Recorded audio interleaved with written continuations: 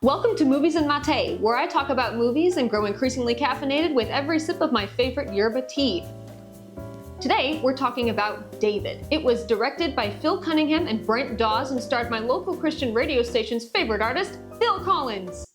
Wickham. It's not my fault they're both named Phil. David is your classic David and Goliath story, probably because it's literally David and Goliath.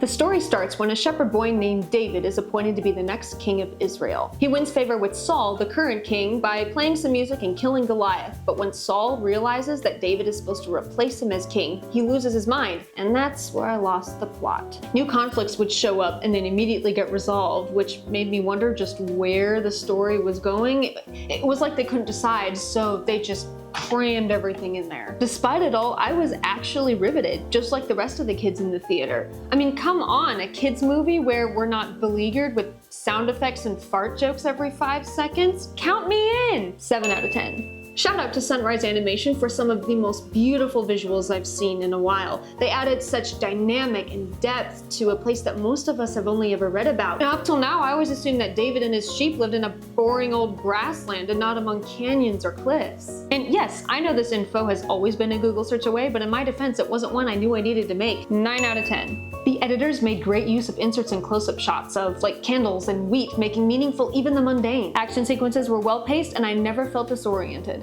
8 out of 10. There was great use of symbolism in the cinematography and it was well utilized to indicate the passage of time or location. 8 out of 10.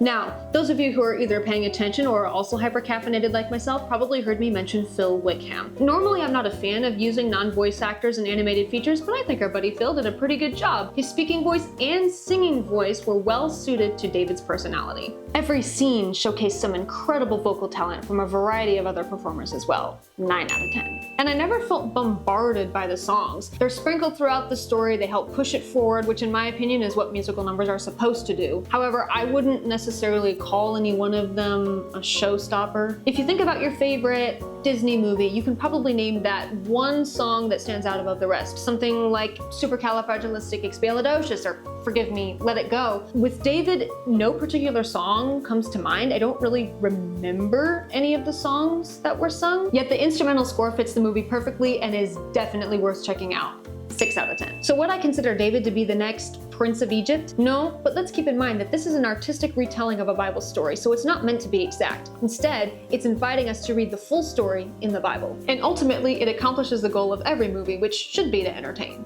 And friends, I was thoroughly entertained. 7 out of 10.